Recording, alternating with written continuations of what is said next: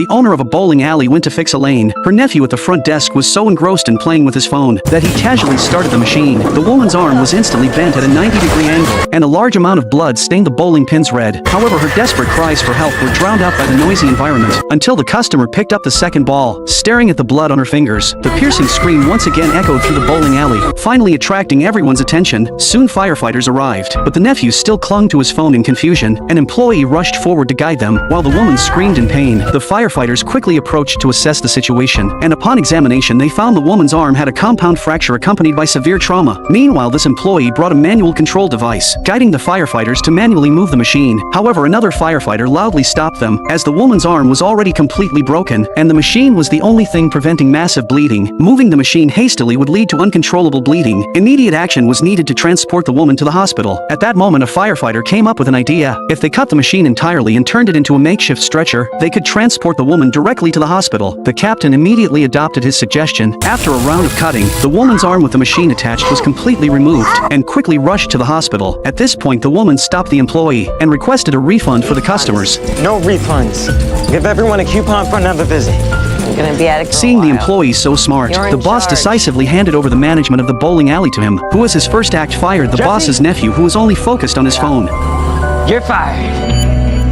The man could never believe that the fallen tree would mysteriously stand up, crushing him underneath. Just as two birdwatchers had entered a wooded area, the man curiously walked into a massive oak pit. This scene happened to be witnessed by a forest ranger not far away. The ranger urgently warned them to leave because his experience told him it was highly dangerous. Sure enough, at that moment a strong wind suddenly swept through the sky. The oak that had fallen miraculously stood up on its own, instantly trapping the man underneath. The ranger immediately dialed 911. The rescue team quickly arrived. Even the seasoned rescue team members were bewildered. The ranger explained to them that although the tree had been knocked down by a storm, the tension generated by the roots buried underground could pull the tree back up, much like a fully stretched slingshot. The team promptly initiated the rescue operation. They first cut off all the exposed tree roots and then used leverage to bring the large oak down again. The man suffered multiple fractures all over his body, and by this time he had stopped breathing. With a faint pulse, the team immediately performed CPR on him and proceeded to administer electric shocks. Fortunately, after several shocks, the man finally regained a pulse. The rescue team hurriedly transported him to the hospital. The man accidentally knocked over the wax, pouring it directly onto the woman's face. Realizing the serious trouble he had caused, the man quickly slipped away. A few minutes later, the staff arrived at the scene and were shocked by the sight. The wax had already solidified, tightly blocking the woman's nose and mouth. Firefighters rushed to the scene. One of the firefighters noticed a familiar bracelet, leaving everyone bewildered. Just a few days earlier, the woman had experienced another accident, getting injured by a falling chandelier. Now, with difficulty breathing, the woman became increasingly agitated. Seeing her distress, the firefighter quickly held her hand to comfort her. Once the woman calmed down, the firefighter took out a scalpel and made an incision on her lips. However, it was noticed that the wax had penetrated deep into the woman's throat. Realizing the urgency of the situation, as the woman was at risk of immediate suffocation, the firefighters swiftly inserted an airway tube into her throat and placed an oxygen mask on her face. Fortunately, the woman could finally breathe normally. However, a new challenge emerged. The wax needed a temperature of over 100 degrees to melt, and attempting to do so could potentially cause secondary burns to the woman. With no better option, the firefighters had to transport the woman to the hospital for professional medical attention. After spinning a few rounds on the ice, a sequin from the man's clothing was flung off.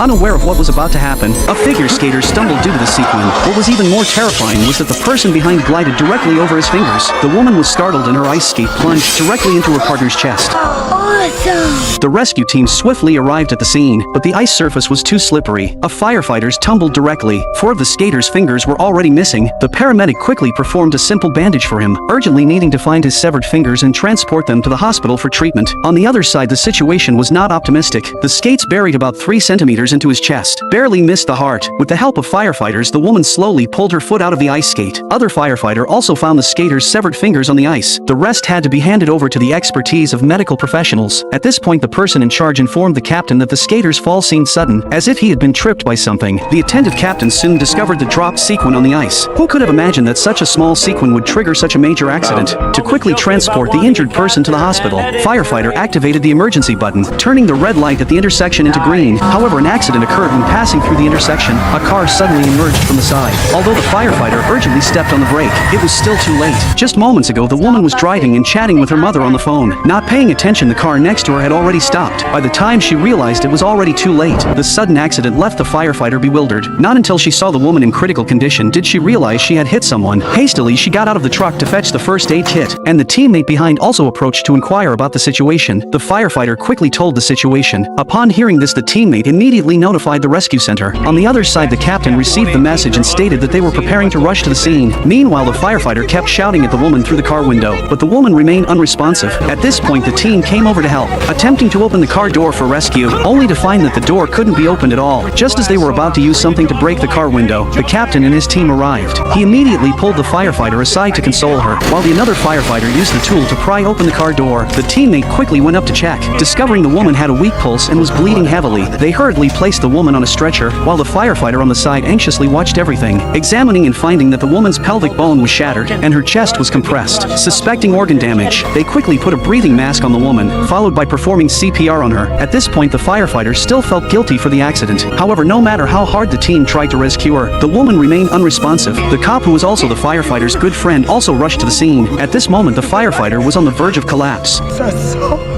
The cop quickly comforted her. She told the firefighter that in the subsequent investigation, she must truthfully recount the events, but the firefighter's gaze remained on the woman until she saw that the woman could not be saved. She instantly collapsed and slumped to the ground. Then she broke down in tears in the arms of the cop. What kind of driver could actually drive a car into the air? Even the fire captain was amazed. The firefighters approached to take a look, and the car was stuck between two buildings. It turns out that just a moment ago, a woman was driving home and unexpectedly encountered a tornado. She tried to turn around, but was suddenly blocked by a falling billboard. With a scream, the car was directly swept away and wedged in the gap between the buildings. Due to the narrow alley, the fire truck couldn't get in, so the firefighters had to set up a ladder from the roof for the rescue. At the same time, they deployed safety airbags below. The firefighters descended along the ropes, and the woman dared not move, with the car swaying dangerously and on the verge of slipping at any moment. To make matters worse, she suffered from acrophobia. As the firefighters entered, the car swung even more violently. The captain ordered to rescue the woman and quickly leave, but at that moment the firefighters discovered that the rescue rope was stuck. It seemed they had to jump onto the safety airbags. The firefighter cut the rope and instructed the woman to prepare. Watching the car about to fall, the firefighter immediately smashed the glass and the woman fell directly. Following closely, the firefighter also leaped down. However, as soon as the two left, the car could no longer support itself and plummeted straight down. The woman got her body twisted inside an industrial mixer. Just moments ago, the woman always covered the machine with protective mesh before starting it. But this simple action displeased the supervisor. She considered it unnecessary, believing it wasted time and significantly reduced production efficiency. Therefore, she demanded the woman as the team leader lead the way in discontinuing the use of protective mesh. The woman disagreed, directly arguing that not using the protective mesh would violate occupational safety and health regulations. However, the supervisor disregarded these concerns, focusing solely on performance. She even threatened the woman, stating that if the production efficiency did not improve, she would demote her and reduce her salary. With no other choice, the woman returned to her workstation with simmering anger and continued her duties. She wore gloves, added various ingredients for making bread, and just before starting the machine, provocatively glanced at the supervisor, then lowered the protective mesh again. Seeing this, other employees followed suit and fastened their protective meshes. Now infuriated supervisor approached the woman and determined to give her a lesson. She lifted the protective mesh and told the woman, "Now, if I need to add an ingredient or adjust anything, I can do it without having to stop and start and do the whole process all over again."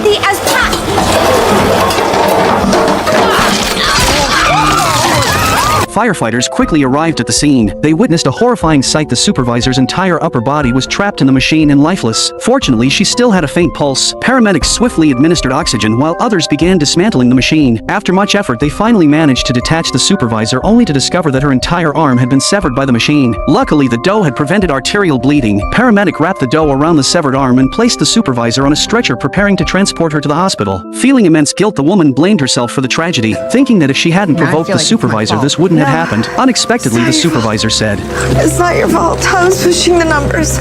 I let the bosses get in my head. I'm sorry. You should be the supervisor, Laverne. Everyone looks up to you. You'll take care of them." A couple was having dinner in a revolving restaurant. The woman just wanted to stand up, but found herself tightly pinned between the table and the pillar. A piercing scream echoed throughout the entire restaurant. Just moments ago, the man just wanted to give her a birthday present. Unexpectedly, the woman was so excited, thinking he was proposing to her, while the man looked slightly embarrassed. Seeing the woman's eyes filled with anticipation and the surrounding expressions of blessings, the man's mind was completely bewildered. Feeling the man was too slow, the woman decided to open the gift herself, but the man hesitated to let go, creating an awkward struggle. Suddenly, the box fell to the floor. The woman immediately bent down and discovered the box in the corner. Found it. Then she opened it on her own. You're joking. 5 years together and you bring me up here for earrings? It's your birthday. Yeah, next week. I wanted. After the words, the woman stood up to leave. But the table in the revolving restaurant trapped her tightly. Coincidentally, firefighter Chimney and his girlfriend Maddie were on a date in the same restaurant. Without hesitation, they rushed over. Although the manager promptly shut down the motor, the thing could only move forward, not backward. A preliminary assessment indicated that the woman's pelvic bone was severely fractured and dislocated. Meanwhile, the boyfriend, already stunned, was standing aside. Should have broke up 3 years ago. Chimney skillfully found a nearby fire axe, successfully pried the table off of the bolts. With the help of the man, they moved the table aside, and the woman finally lay flat on the floor. After a careful examination, Chimney discovered a severe pelvic bone fracture and significant internal bleeding. Using a tablecloth, he improvised a temporary fixation for the woman's pelvis. It was only then that the man stepped forward to explain why he hadn't proposed earlier, fear of being rejected by the woman. You didn't ask. I'm asking now. Yes, Larry. Yes. The man in the blazing fire awaited rescue. However, to his despair, the firefighter who was supposed to save his life gave up on him upon seeing him. Amidst the man's desperate cries, the firefighter turned and closed the door. This is Cruz up top. All clear. Afterward, Cruz was troubled. The chief thought he was feeling guilty for missing someone at the fire scene. Little did he know it was deliberate. The deceased man was named Anthony, a local gang leader. Cruz's younger brother Leon was also under Anthony. Due to frequent gang conflicts, Cruz approached Anthony that day, asking him to let Leon leave the gang. Anthony made an exorbitant demand, saying it would cost $10,000 to leave. Cruz didn't have that kind of money. He said he'd find a way to raise it, but that very night, Leon was thrown onto the street from a car. Cruz rushed over to check. Finding him barely alive from the beating, Cruz realized he had been played. Anthony never intended to let Leon leave, so Cruz went back to Anthony, said he would get him money as soon as possible before he could finish his sentence. Anthony gave a signal, and Leon was brought out. Anthony was ruthless this time, saying no one could leave the gang except dead. With that, he pulled the trigger. Cruz woke up with a start. It was all just a dream. As he felt helpless, the fire incident occurred. As a firefighter, he never thought a fire could aid him. Seeing the injured Anthony, Cruz knew he had to die. Otherwise, Leon would never be safe. Thus, he broke his duty as a firefighter, committing the act of murder. Since then, Cruz has been in constant torment. Leon found him during this time, grateful for Anthony's death, thinking it was divine intervention, unaware that his brother was silently protecting him. Listening to Leon's endless chatter, Cruz was on the verge of collapse. I can't do this. I can't do this. He endured daily inner turmoil, even contemplating ending his life on the tracks. Finally, one day, unable to bear the inner pressure, he confessed everything to Lieutenant Casey. Casey gave him two options: turn himself into the police now, or act like it never happened and start fresh the next day. Cruz chose the latter, and the matter was settled. As a firefighter, he was wrong, but as a brother, do you think he was right or wrong? The woman woke up, found that her skin had turned blue. She was terrified, and quickly dialed 911. Though the team were briefed in advance, they were still shocked by the scene before them. Seeing the woman in distress, the captain hurriedly approached to calm her down, then had her sit on a chair to stay calm. After an examination, the woman's pulse and blood pressure were normal. This left the team a bit confused, so they asked the woman how long she had been like this. At this point, the woman was also feeling uncomfortable, saying she was fine last night, but woke up looking like this. Unable to get any answers, they decided to search for clues inside the house. Meanwhile, one firefighter asked if the woman had taken any colloidal silver supplement, but the woman shook her head denying it. However, at that moment, a firefighter found benzocaine, a toothache gel, in the bedroom trash can. It turned out the woman had severe toothache last night, and applied the entire tube of pain relief gel to the affected area. Before anyone could react, the woman suddenly started convulsing all over her body. Team members immediately restrained her and attached instruments to conduct tests. The examination revealed that the iron in her blood had reached 60% and was still rising. If the iron exceeded 70%, the woman would be in life-threatening danger. The team placed an oxygen mask on her, then quickly administered methylene blue injection. This medication rapidly reduces the iron level in the body. As the medication took effect, the woman gradually regained consciousness, and her skin slowly returned to normal. I'm not blue.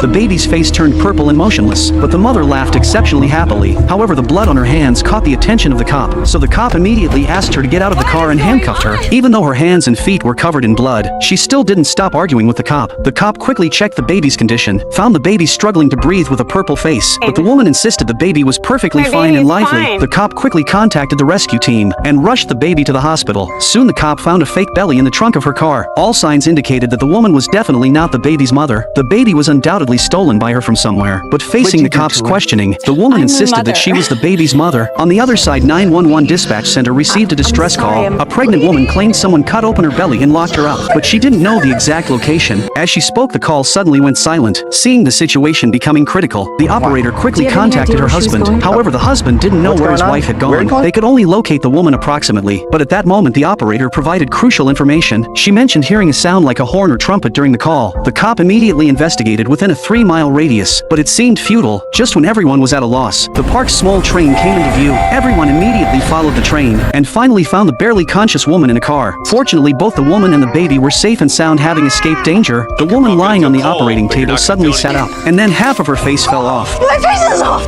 My face is off! Just a moment ago, this woman was undergoing plastic surgery, but halfway through she suddenly woke up and found that all the doctors and nurses in the operating room were dead. This scene terrified the woman. She quickly dialed 911. Soon rescue team wearing hazmat suits arrived. Initially, they thought it was a gas leak, but after the captain checked with the instrument, no toxic gas was found. However, for safety reasons, the captain instructed everyone not to remove their masks. Then they cautiously entered the hospital and found the entire hospital eerily quiet. At this moment, a firefighter found a nurse lying on the ground, but upon examination her pulse and pupils were normal. This puzzled them a bit. However, just then they heard a woman's cries for help from inside. The team immediately ran in to check. Soon they followed the sound to the operating room, only to discover the woman whose surgery was interrupted. A paramedic quickly approached to comfort the woman, while expressing that they would use cold compress to protect her skin. At first the woman didn't understand the situation. After hearing the captain's explanation, she became anxious, excitedly sat up, but the next moment her entire face collapsed. The paramedic hurriedly stopped her and asked her to lie down. Meanwhile, the team reported that all the doctors and nurses were normal, but for some reason they were all unconscious. At this point, the captain noticed that the hospital's anesthesia pipeline was in the wall, and observed that the woman seemed not to feel any pain, suspecting a leakage of the hospital's anesthesia. But the team was curious about why the woman was unharmed. The captain explained that she wore an oxygen mask during the surgery. The woman mentioned hearing construction noise from the next room before the surgery, so the captain immediately asked someone to check next door. They found that indeed the adjacent room was under renovation, and the construction workers there were also unconscious. Subsequently, the firefighter discovered a cut anesthesia pipeline in a broken wall. They quickly sealed the opening. Meanwhile, another firefighter found a worker lying on a table saw. Blood continuously dripped down along the blade. He quickly called for his teammate, and together they rescued the man along with the saw blade. However, as they were trying to stop the bleeding, the man suddenly woke up, only to realize there was a serrated blade stuck in his chest. Then he fainted again. Afterwards, the team placed both individuals on stretchers, preparing to transport them to another hospital. The woman was nearly driven to death by the urge to pee, because she hadn't used the bathroom for 2 days. It turned out she was participating in a bizarre contest called Touch a Car, Win a Car. The rules were simple: touch the car with one hand throughout the contest without letting go, and the last person standing could win the $30,000 car. After a day and a night, only 2 participants remained. The man offered $1,000 to the woman, urging her to remove her hand from the car. However, the woman stubbornly shook her head, insisting that she would only let go if she died. In the next moment, the woman suddenly screamed in pain, which made the man so happy. When the rescue team arrived, the woman still refused to release her hand. To avoid using the bathroom, she actually hadn't drunk water for 2 days. The team suspected she had acute kidney failure and needed immediate hospital treatment. However, the woman adamantly refused to let go, and the man showed no intention of conceding too. The captain had no choice but to persuade the manager to temporarily halt the contest. Unfortunately, the manager insisted that rules were rules and there was no possibility of stopping it. The captain then asked if the rule meant they had to continuously touch a part of the car with their hand, to which the manager confirmed. Following this, the captain instructed a firefighter to bring a chainsaw intending to cut off a portion of the car. In the end, the reluctant manager had no choice but to announce that both participants had won a car each. If there were such a car-touching contest, would you participate? Discovered that the robot seemed to malfunction, the man quickly approached to check.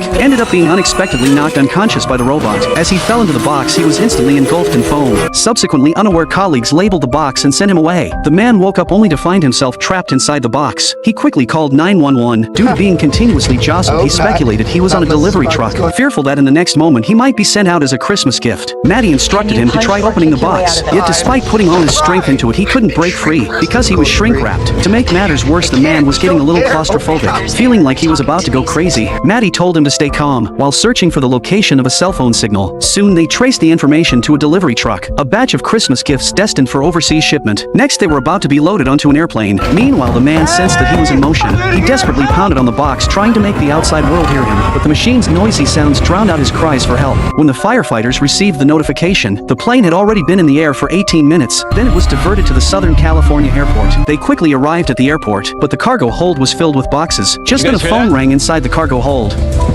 One firefighter immediately picked up a stethoscope to confirm the phone's location. Everyone swiftly cut open the box and found the man. However, at this point the man was completely cold. Having already stopped breathing, the paramedic promptly performed CPR on him. After resuscitation, the man's pulse gradually returned, and his body temperature rapidly increased. At this moment, the man's phone rang again. It turned out to be Maddie's call. She had promised to keep calling until the man was rescued, so the firefighters could locate him. Learning that the man was safe, Maddie breathed a sigh of relief. The man also expressed his gratitude to her, thankful that he didn't end up as a Christmas gift. A man was showing his daughter how to use the nail gun. Suddenly, he accidentally shot a nail into his own chest. Seeing this, the daughter stood there in shock. You better call 911. Before she could react, the man collapsed straight to the ground. Then the daughter dialed 911. After telling the operator of the situation, she asked the operator if she could pull out the nail. The operator quickly urged her not to move the nail, advising her to wait patiently for the rescue team. When the rescue team arrived, the paramedic quickly examined the man and found that his blood pressure was too low, but fortunately his pulse was stable. The team cut open the man's clothes, discovering that the nail was positioned near the heart. After a thorough examination, they suspected pericardial tamponade, indicating fluid accumulation around the heart. The man was placed on a stretcher and ready to be taken to the hospital. On the way, the man suddenly realized he hadn't said goodbye to his daughter. That's the last time I speak to her.